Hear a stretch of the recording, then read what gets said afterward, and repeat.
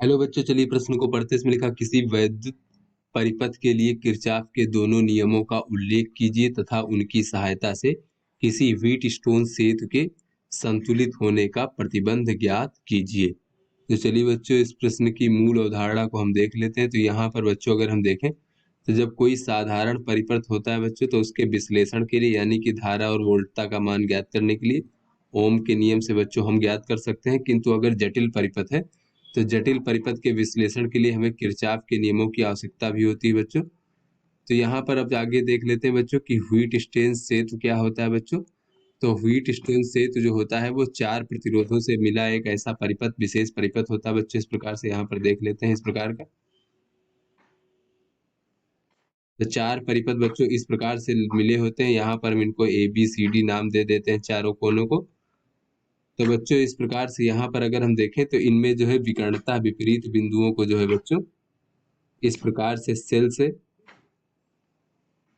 और बच्चों यहाँ पर अगर हम देखें तो और जो दूसरे विकर्णता विपरीत बिंदु हैं उनको यहाँ पर हम धारा मापी से बच्चों इस प्रकार से जोड़ देते हैं। तो यहाँ पर बच्चों जब ये हम कुंजी बंद करते हैं इस प्रकार से, यानी कि जब इसमें से धारा प्रवाहित होती है, तो बच्चों यहाँ पर प्रतिरोध अगर इसको हम R1, R2, R3 और R4 मान ले बच्चों इस प्रकार से, तो बच्चों संतुलन की अवस्था में जो है यहाँ पर धारा मापी से प्रवाहित धारा का मान शून्य होता है बच्चों इस प्रकार से। तो इस स्थिति में किसी एक प्रतिरोध को जो है अन्य तीन प्रतिरोधों के पदों में लिख सकते हैं बच्चों। तो ये हमारा व्हीटस्टोन सेतु होता है।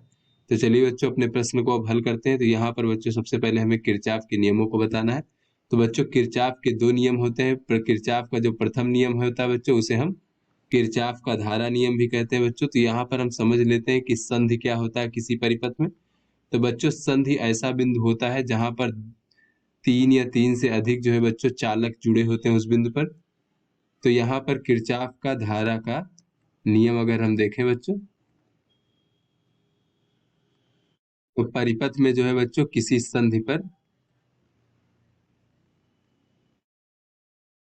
संधि पर मिलने वाली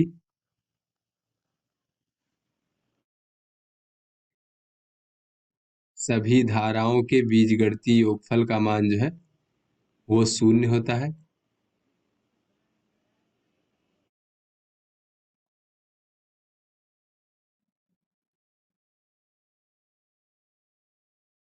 बीजगणितीय योगफल का मान शून्य होता है।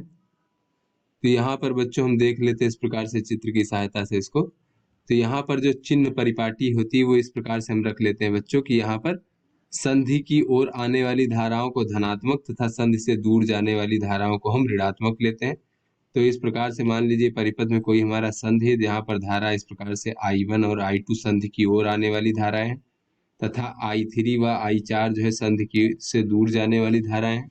तो सभी धाराओं का जो है संधि पर मिलने वाली सभी धाराओं का बीजगणितीय योगफल का मान शून्य होगा। तो संधि की ओर आने वाली धाराओं को धनात्मक तथा संधि से दूर जाने वाली धाराओं को हम ऋणात्मक में लेंगे बच्चों। बीजगणितीय योगफल करना है तो इस प्रकार से हो जाएगा -I3 -I4, और इस प्रकार से सभी धाराओं का बीजगणितीय योगफल शून्य के बराबर होगा। यानी हम कह सकते हैं I1 धन I2 बराबर I3 धन I4। तो इसको बच्चों में इस प्रकार से भी कह सकते हैं कि संधि की ओर आने वाली धाराओं का योगफल जो है वो बराबर होता है संधि से दूर जाने वाली धाराओं के योगफल के। तो ये हमारा किरचॉफ का धारा का नियम होता है। उसके बाद बच्चों अगर हम देखें तो किरचॉफ का जो द्वितीय नियम है बच्चों उसे हम किरचॉफ का वोल्टता नियम भी कहते हैं बच्चों। वोल्टता नियम। तो बच्चों वोल्टता नियम के अनुसार जो है बच्चों किसी परिपथ में किसी बंद लूप के अनुदिश जो है बच्चों बंद लूप के अनुदिश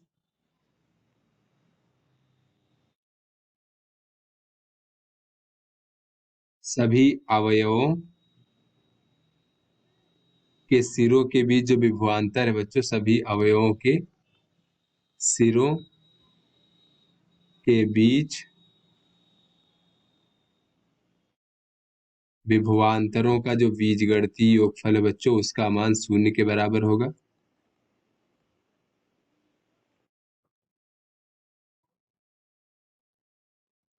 योगफल शून्य होता है बच्चों। ये हमारा वोल्टता का नियम है। इस प्रकार से। तो यहाँ पर बच्चों दोनों नियमों को समझने के लिए बच्चों हम किस प्रकार से इसका प्रयोग करते हैं, हम एक परिपथ को समझ लेते हैं बच्चों। तो यहाँ पर मान लीजिए ये हमारा कोई परिपथ है जिसमें ये हमारा एक सेल है जिसका विद्युत वाहक बल E1 और आंतरिक प्रतिरोध R1 मान लेते हैं। और यहाँ पर बच्चों ये हमारा कोई प्रतिरोध Y प्रतिरोध कैपिटल R मान लेते हैं, और इस प्रकार से यहाँ पर दूसरा सेल मान लेते हैं जिसका विद्युत वाहक बल E2 और आंतरिक प्रतिरोध स्मॉल r2 मान लेते हैं इस प्रकार से। तो यहाँ पर बच्चों मान लीजिए कि यहाँ से I1 धारा प्रवाहित होती है और यहाँ से जो है बच्चों I2 धारा प्रवाहित होती है, और यहाँ पर बच्चों इस प्रकार से I3 धारा प्रवाहित होती है। तो यहाँ पर बच्चों इस प्रकार से सभी बिंदुओं के नाम लिख लेते हैं। तो ये मान लीजिए A, B, C, D, E और F इस प्रकार से है। तो बच्चों जैसे कि ये F बिंदु है बच्चों, तो F हमारा संधि है क्योंकि यहाँ पर 3 चालक है। तो बच्चों F संधि पर अगर हम देखें तो यहाँ पर धारा नियम के अनुसार यानी किरचॉफ के प्रथम नियम के अनुसार बच्चों देखें तो संधि की ओर आने वाली धाराओं का योगफल जो होगा यानी I1 धन I2 ये संधि से दूर जाने वाली धाराओं के योगफल के बराबर होगा। तो इस प्रकार से बच्चों हम किरचॉफ के प्रथम नियम का प्रयोग करते हैं। अब चलिए बच्चों हम देख लेते हैं किरचॉफ के द्वितीय नियम का प्रयोग किस प्रकार से करते हैं। तो यहाँ पर बच्चों अगर हम देखें तो यहाँ पर जैसे हमारा बंद लूप इस प्रकार से है बच्चों AFCB। तो यहाँ पर इस प्रकार से इस बंद लूप के अनुदिश अगर हम देखें, यहाँ पर 2 बंद लूप हैं बच्चों इस प्रकार से। तो दोनों के अनुदिश हम किरचॉफ के द्वितीय नियम का प्रयोग कर सकते हैं। तो यहाँ पर बच्चों अगर हम देखें तो बंद लूप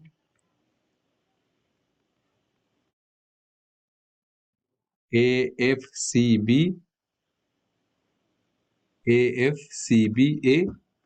में किरचॉफ के द्वितीय नियम से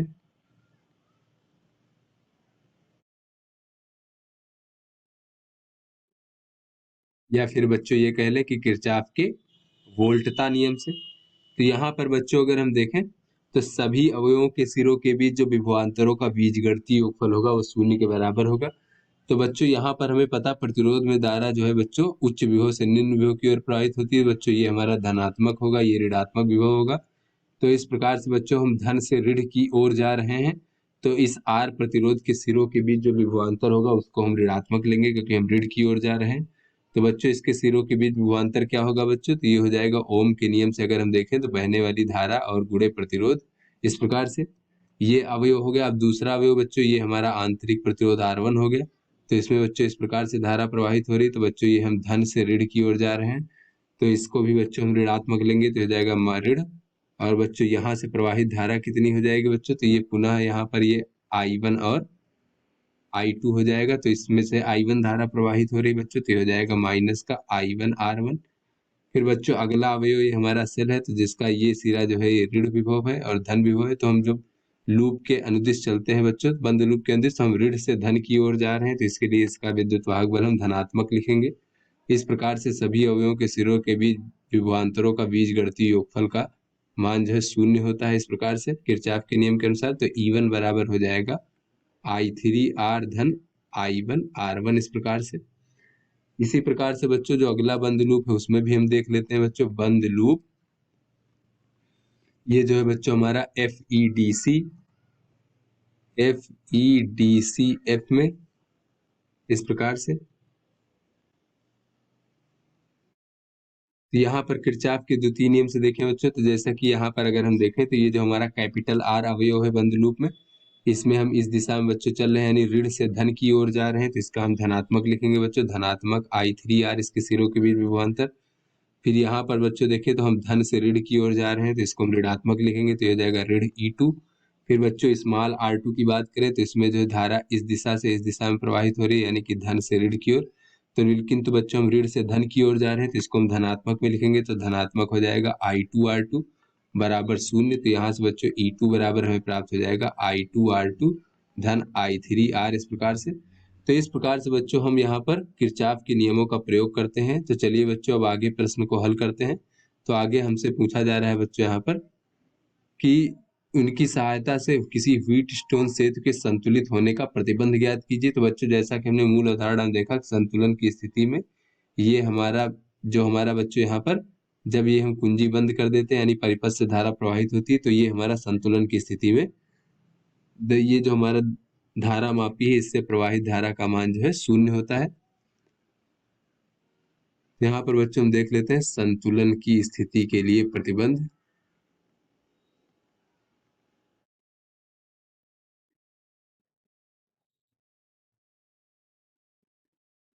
तो यहाँ पर बच्चों चलिए हम पहले व्हीट स्टोन से तो बना लेते हैं बच्चों। तो इस प्रकार से यहाँ पर ये हमारे 4 प्रतिरोध होते हैं।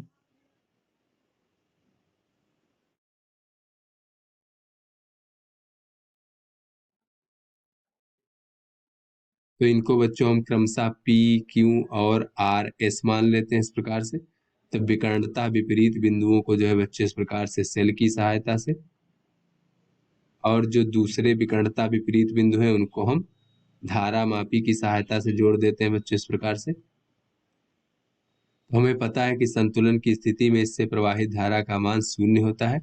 तो यहाँ से बच्चों मान लीजिए ये I धारा प्रवाहित होती है तो आगे चल के ये 2 भागों में विभाजित हो जाती है। मान लीजिए ये I1 है और यहाँ पर ये हमारा I2 धारा है। तो बच्चों यहाँ पर अगर हम देखें तो जब ये धारा मापी से प्रवाहित धारा का मान शून्य है तो यही धारा I1 आगे की ओर प्रवाहित हो जाती है और इधर ये I2 धारा S से प्रवाहित हो जाती है इस प्रकार से, और पुनः यहाँ पर ये I होता है। जब ये हम कुंजी बंद करते हैं बच्चों यहाँ पर तब।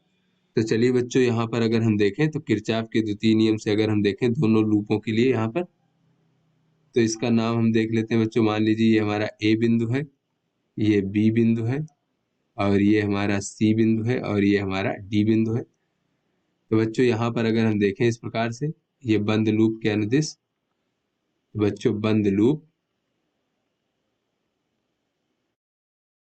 BA, DB में किरचॉफ के द्वितीय नियम से अगर हम बच्चों देखें तो ये जैसे कि हमारा जो P प्रतिरोध है इसमें 2 अवयव है बच्चों इस प्रकार से यहाँ पर देख लेते हैं।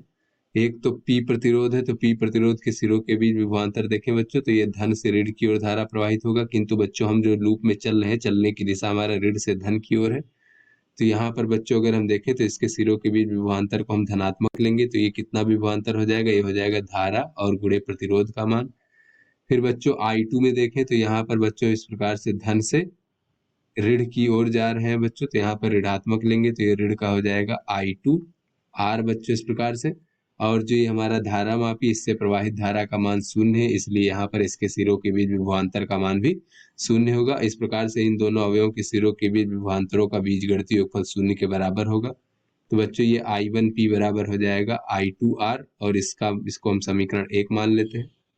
फिर बच्चों अगला जो बंद लूप है यहाँ पर हम देख लेते हैं इस प्रकार से, इसमें हम भी किरचॉफ के द्वितीय नियम से देख लेते हैं। तो बंद लूप जो बच्चों हमारा इस प्रकार से है BDCB में, तो यहाँ पर जैसे कि बच्चों ये हमारा क्यू अवयव है तो ये हमारा धन से ऋण की ओर धारा प्रवाहित हो रही है, किंतु हमारे जो चलने की दिशा है बच्चों वो ऋण से धन की ओर जा रहे हैं, तो इसके सिरों के बीच विभवांतर हम धनात्मक लेंगे और इसके सिरों के बीच विभवांतर कितना हो जाएगा I1Q। और ये जो हमारा धारा मापी इसके सिरों के बीच विभवांतर शून्य है। और यहाँ पर S में देखें बच्चों तो ये हमारा धन से ऋण की ओर जा रहे हैं तो इसके सिरों के बीच विभवांतर हम ऋण में लेंगे बच्चों और ये हो जाएगा I2S और बराबर शून्य। तो यहाँ से I1Q बराबर हो जाएगा I2S, इसको हम समीकरण 2 ले लेते हैं बच्चों। अब अगर हम समीकरण 1 को जो है समीकरण 2 से भाग दे दें बच्चों इस प्रकार से, समीकरण 1 भागे समीकरण 2, तो यहाँ से बच्चों अगर हम देखें तो ये I1 कट जाएगा, I2 कट जाएगा और हमें प्राप्त हो जाएगा P भागे Q बराबर R भागे S। अथवा बच्चों इसको हम इस प्रकार से भी कह सकते हैं कि P भागे R बराबर Q भागे S। तो यहाँ से दोनों ही स्थितियों में बच्चों देखें तो ये जैसे P भागे Q है बच्चों इस प्रकार से बराबर R भागे S, या फिर बच्चों हम कह रहे हैं कि P भागे R बराबर Q भागे S। तो दोनों स्थितियों में बच्चों अगर हम देखें तो ये हमारे संलग्न प्रतिरोध है। तो यहाँ से बच्चों अगर हम देखें कि संतुलन की स्थिति के लिए जो प्रतिबंध है वो प्रतिबंध क्या है बच्चों, यहाँ से हम कह सकते हैं कि अतः संतुलन की स्थिति में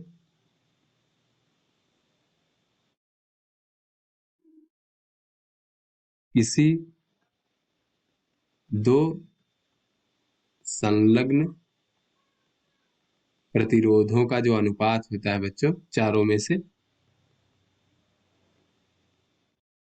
वो अन्य दो संलग्न प्रतिरोधों के अनुपात के बराबर होता है।